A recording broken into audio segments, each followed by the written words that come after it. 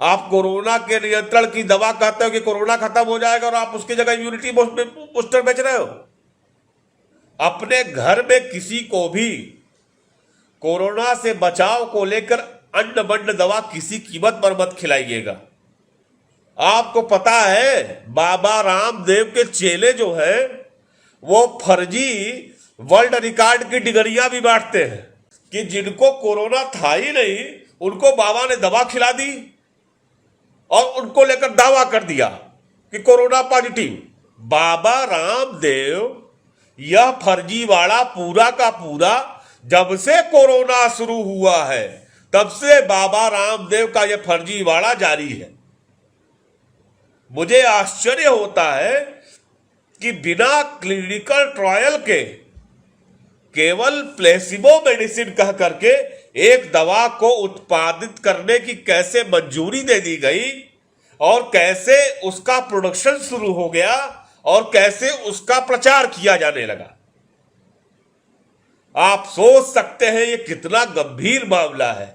दुनिया के किसी देश में किसी भी आयुर्वेदिक दवा का, किसी होम्योपैथिक दवा का, किसी भी अंग्रेजी दवा का बिना क्लिनिकल ट्रायल के इस्तेमाल नहीं किया जा सकता। अगर किया जाता है तो उसमें सजा का स्पष्ट प्रावधान है।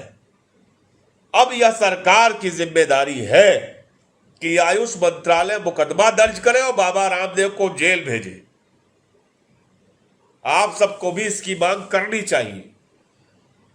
जहां तक आयुष मंत्रालय का सवाल है, आप लोगों को एक जानकारी दे दे, जो जानकारी आपके पास होगी भी या शायद नहीं होगी। हमने उसकी बात कही थी लेकिन आप लोगों ने शायद उसे गंभीरता से नहीं लिया था। बाबा रामदेव ने आयुष मंत्रालय को अप्रैल में 21 पेजों का एक पूरा रिसर्च पेपर एक मेडिसिन को लेकर सबमिट किया था आयुष मंत्रालय को।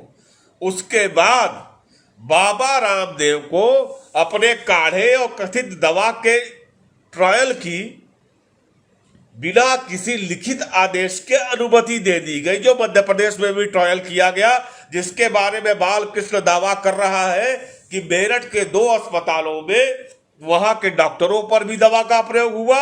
उसके अलावा हमने उत्तर प्रदेश, राजस्थान, उत्तराखंड, गुजरात में इस दवा का क्लिनिकल ट्रायल किया। बाबा बालकृष्ण जो है, रामदेव के जो चेले हैं, उन्होंने कई लोगों के साथ मिलकर के अपना रिसर्च पेपर सबमिट किया है इसी मेडिसिन को लेकर के। उनको पता नहीं होगा कि what is the ACE inhibitor, लेकिन वो आदमी पूरा इंग्लिश में एक रिसर्च पेपर लिखता है, सबमिट कर देता है। गजब की धांधली बच रखी है भाई। वो क्या नहीं करता। एक व्यवसायी बाबा जो जींस भी बनाता है, मैगी बनाता है, जो ऐप भी बनाता है व्हाट्सएप के। सब अभी जाहिद भाई बता रहे थे कि जब व्हाट्सएप शुरू हुआ तो व्हाट्सएप के कंपटीशन में एक ऐप लाया, बाद में गूगल प्ले स्टोर ने उसे हटा दिया, तो वो ऐप भी बनाता है। यार आयुर्वेद इतनी प्राचीन पद्धति हम लोग अपने घर में इस्तेमाल करते हैं दवाओं का। आयुर्वेदिक दवा हर दादी माँ हम सब जानते हैं कैसे इस्तेमाल की जाती है, और ये जो है आयुर्वेदिक दवाओं के नाम पर केवल धोखाधड़ी का काम कर रहा है। बाद में पता लगा कि कोरोना पॉजिटिव तो नहीं रहा। बाबा ने जिन 70 लोगों को दवा खिलाई उन्होंने कोरोना पॉजिटिव लोगों की तीमारदारी की थी, और बाबा का कहना यह था कि 5 से 7 दिन में वो रिपोर्ट निगेटिव आ गई। मतलब ये कि जिनको कोरोना था ही नहीं उनको बाबा ने दवा खिला दी और उनको लेकर दावा कर दिया कि कोरोना पॉजिटिव। किसी भी प्रकार का के दावे का सख्त विरोध करें। और एक बात जान ले, एक ऐसे वक्त में जब तमाम लोग पूरे देश में डरे हुए हैं, मौतें हो रही है, अकाल मौतें हो रही है, इस तरह का दावा बेहद आपत्तिजनक है और बेहद शर्मनाक है।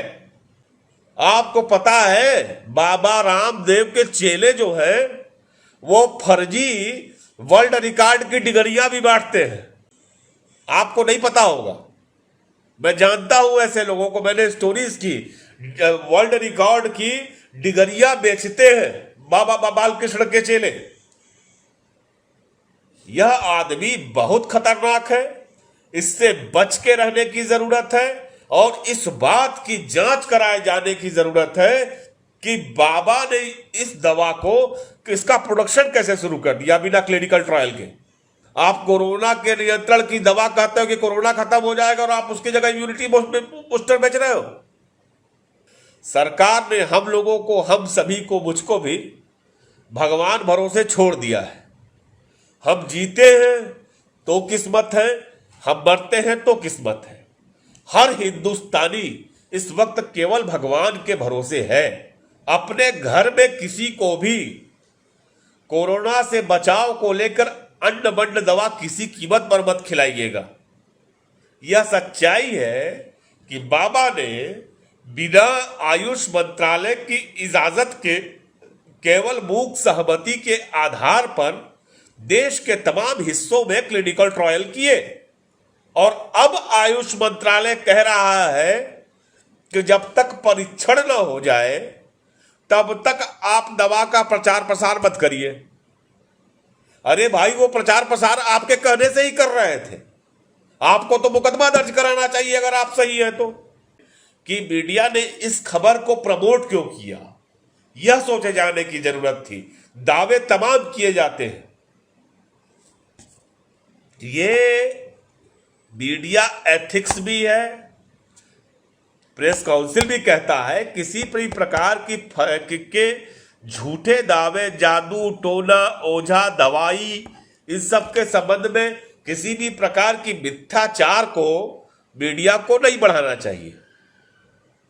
अरे भाई, जब आपके पास कोई, मुझे आश्चर्य होता है, वो कह रहा कि 1000 से ज्यादा लोगों को ठीक कर चुका हूं मैं कोरोना से। आप कल्पना करिए कि किस तरह की बात ये कर रहा है। और इसमें कोई दो राय नहीं है। वो तो आयुष मंत्रालय का खंडन आ गया। मुझे नहीं मालूम कि कितने इलाकों में दवा पहुंच चुकी है, कौन कौन लोग खा चुके हैं।